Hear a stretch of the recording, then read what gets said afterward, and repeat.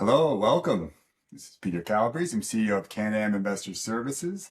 CanAm Investor Services, we are the FINRA registered broker-dealer affiliate of CanAm Enterprises, one of the largest, certainly most successful regional centers in the history of the EB-5 program. I have the great pleasure to be joined once again by Ms. Jen Hermansky. Jen is a shareholder at Greenberg Traurig. She is the National EB-5 Committee Chair for AILA, that's the American Immigration Lawyers Association. She has structured over $3 billion of EB-5 capital raises for borrowers, for NCEs. She's also guided thousands of families through their own EB-5 process, working directly with families. So it's a great pleasure to have her. She brings a wealth of knowledge to this discussion. Jen, welcome. Thank you for joining us. Thank you so much for having me today. It's a pleasure.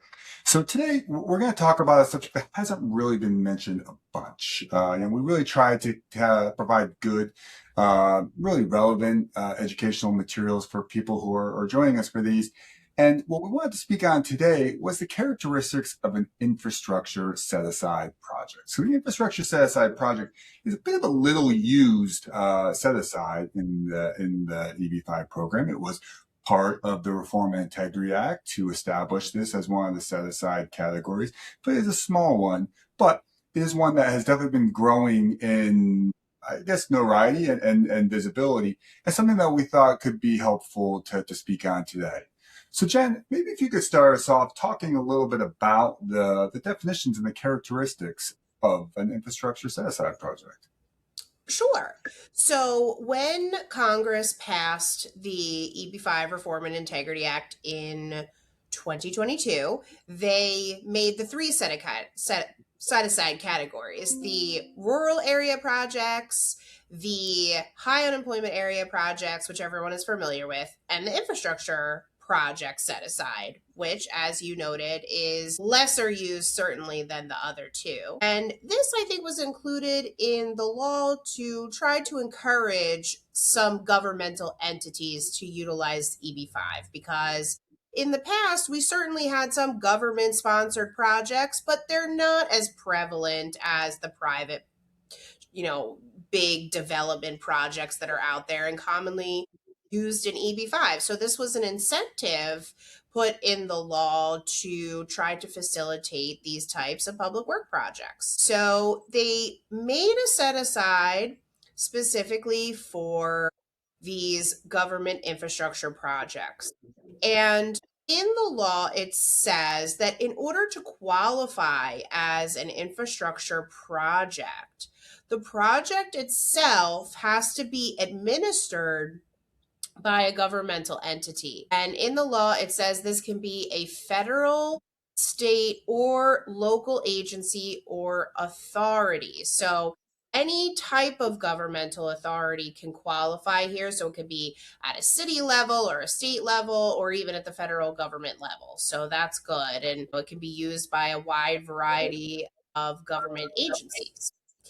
And the law also says that this governmental agency is the job creating entity contracting with a regional center or a new commercial enterprise to receive the EB-5 capital investments. So in that definition, we see USCIS is saying that it has to be the governmental entity that is going to accept the EB-5 money from the new commercial enterprise. So acting as the borrower under a loan or receiving some form of equity investment of EB-5 monies, right? And then using that for a public works project. So I would say there's actually two parts to the infrastructure project qualification. The first is the JCE being a governmental agency or authority, and second, having this be a public works project. So this is what is spurring some investment into, getting this money back into our communities and doing things that help the local communities. Yeah, I mean, which makes a ton of sense. And look, everyone, whenever you look at the EB-5 program, you see the economic benefit that comes from it. And this is just another great example of the ways that can be used. But I always think it's interesting because when I describe it to people, I'll have a conversation about, lowercase I infrastructure. Like there are definitely things that are helping what anyone would consider to be an infrastructure in a community or whatnot. And then there's the capital I infrastructure, which is the infrastructure set aside. Because we've had projects that we've worked on in the past that have definitely fit that first type of definition. I mean, train lines, and build in public works type builds that definitely would seemingly be adding to the infrastructure. But what it comes down to it is meeting that actual definition, and it's a public-private partnership where a private entity is the actual borrower, they're the actual JCE, so it wouldn't qualify for the set aside. So I mean, qualifying for the actual set aside is different. It's different and it's difficult, and finding things that actually meet those criteria can be difficult. That's true. A number of times that we've asked the agency actually if a public-private partnership could work as an infrastructure project, and USCIS has not given any guidance as to that point. So it's not clear if a public-private partnership could work where maybe there's some part of a project that is infrastructure related and some part of the project is private. We don't have any confirmation from USCIS that that would be acceptable. And the way that the law is written is, it says that the JCE has to be a governmental entity, not just a JCE. And maybe I'm splitting hairs and that's the lawyer in me, but it seems like they wanted the project itself to be fully administered by some level of government agency. And also, that government agency is the one actually creating the jobs, acting as the job creating entity for the deal, and also contracting with the NCE and the regional center to receive the funds. So, I think it's important, for people to understand that this category seems, the way that it's written in the law, to be limited to these sorts of governmental projects that are going to, again, benefit the local community where the project is being done. Mm-hmm. Yeah, and I don't think it's playing hairs at all. I mean, that's just good advice, because it's not the sort of thing that you just want to kind of wait and see and find out. For us, we've seen presented these sorts of deals, and we always, I mean, we need to go by the strictest definition of these sorts of things. If we're going to contemplate something like this, we want to make sure that we are meeting all of the definitions that are being put forward to it. So, Jen, I mean, we talk about the government entity needing to be the borrower. Obviously, I think we're pretty clear on that. And that there needs to be a public benefit that comes along with it. What types of potential projects then could potentially meet this definition, or would generally seem to be considered to be good candidates, assuming those other criteria are being met? Sure. So the RIA says that this type of project has to be for maintaining, improving, or constructing a public works project.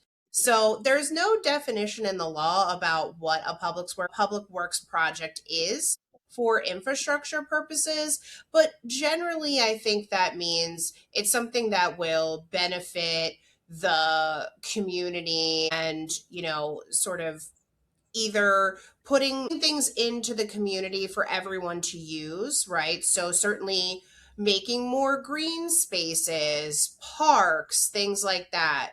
Putting down things that we think are more traditional infrastructure, like roads, highways, things like this.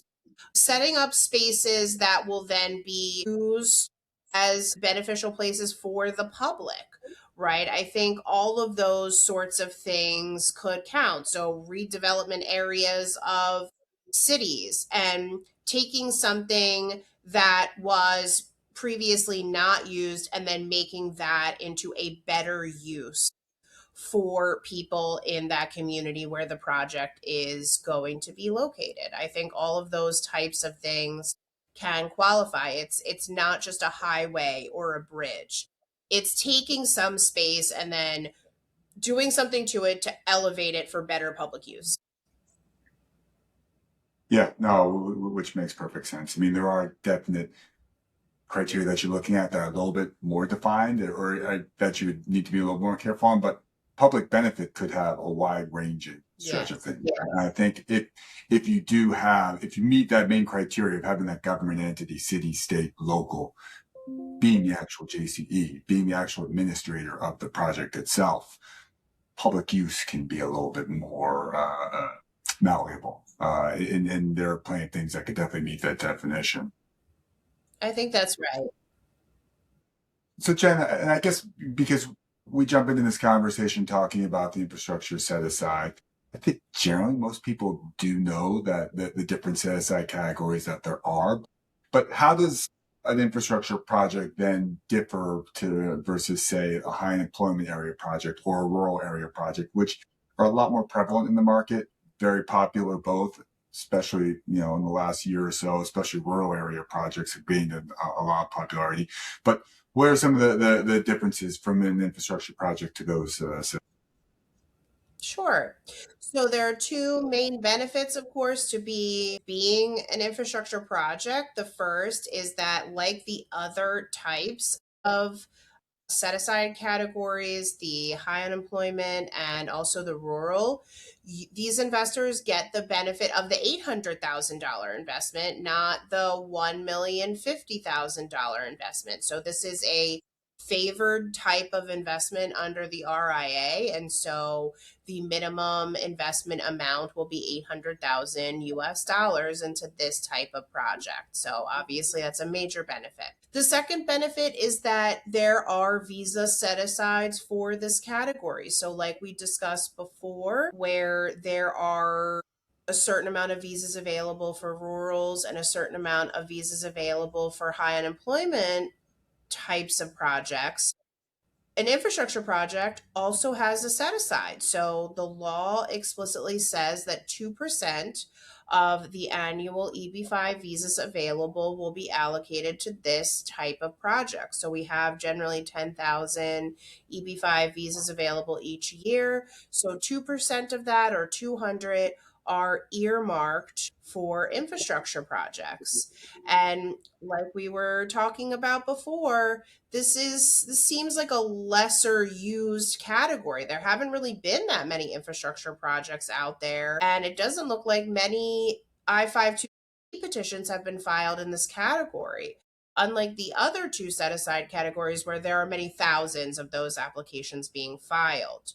So one real benefit for this type of infrastructure project is visas being available and not many of these projects being out there in the market to use up many years worth of this visa allotment to this category. Yeah, and I think that was perfectly said. I mean, it is a set aside. It's a very small one. 2% is a limited part of the overall visa category. Now, like the other visas, for visas that don't get used in those set asides for a year, they do roll over to the next year. So there is that, and that's a benefit for all of those set aside categories. But it comes down to ultimately availability, and because it is difficult for groups to find projects that meet this set aside standard. Projects that come into it are looking at a situation where, ultimately there could be retrogression. There's very likely to definitely be going to be retrogression. That's just a matter of the demand making its way through.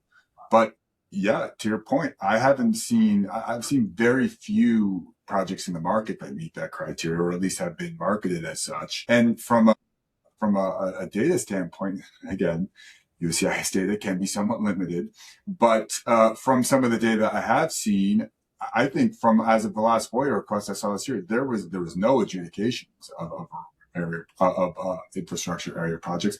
I don't think that there was actual receipt notices from them. So there is limited numbers that are there that are available, but those ones should remain current for a longer period of time, just from the lack of projects that are going in. And if there does end up being retrogression, if you're investing at this point in the program, you're likely at least be in some of the first rotations of people to go through. So definitely something to consider as people all look at their ultimate benefits and their ultimate ability to get to those green cards that they're looking for. I think that's right. I think there has not been a high demand at all for this type of project, and there's just not that much of a supply of this type of project out there in the market for investors. No, I agree. So I guess when you advise an individual client, because you advise both borrowers, you're people looking to raise capital, individuals. If you were talking to an individual investor, would you give them any sort of different advice in terms of what to look for if they were looking at an infrastructure project compared to, say, one of the other set of sides?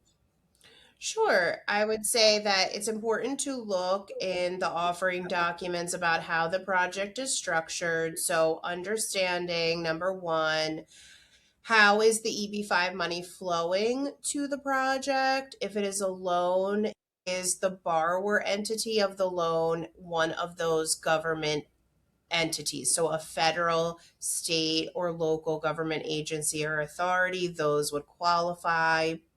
I also think it's important to look who is the job creating entity. So looking at how the jobs are created and what types and the set aside of the visas. Awesome. Yeah, similarly, for us, when we contemplate deals, there are certain fundamentals that you have to have in place. There's certain underwriting standards that we stay true to. Now, when evaluating an infrastructure deal, obviously that very strict definition that we talked about before is paramount. Because every one of these deals, we're looking to make sure that we are able to achieve investors' full immigration status and their repayment of funds. And so the definition from high unemployment and rural, it's got to be a little bit more commonplace. We've just done dozens and dozens of all those types of deals. That is, that part of it, it's not simple, but that at least establishing which set aside it is relatively simple compared to this. But yeah, making sure that the job creation is more than sufficient. Not only is there enough job creation, that there's a buffer of job creation, then just to make sure that there are strong underwriting standards for conservatively protecting capital, that there's good collateral, that there's good safety in terms of our investors' priority in the capital stack, that there's a reasonable time frame and a reasonable exit strategy for it. Because even though it's an infrastructure project and it is a government entity that is going to ultimately be the JCE, it doesn't mean it's guaranteed. Your at-risk provision is still very much a part of an infrastructure EB-5 project. So making sure that while it can't be guaranteed, that good, strong fundamentals are there to make sure for a capital preservation and safety of the return of funds for investors is a big part of how we would contemplate a deal like this.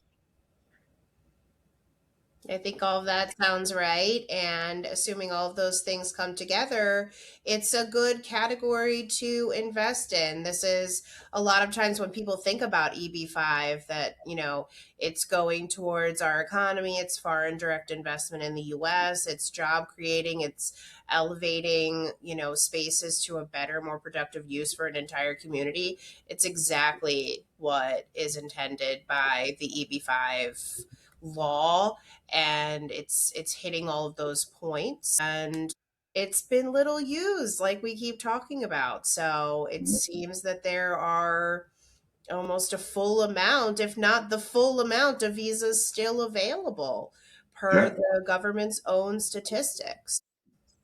it's a hidden little gem in the overall visa set aside category. So yeah, when done right, I think that there are definitely a lot of great potential outcomes for working through this set aside.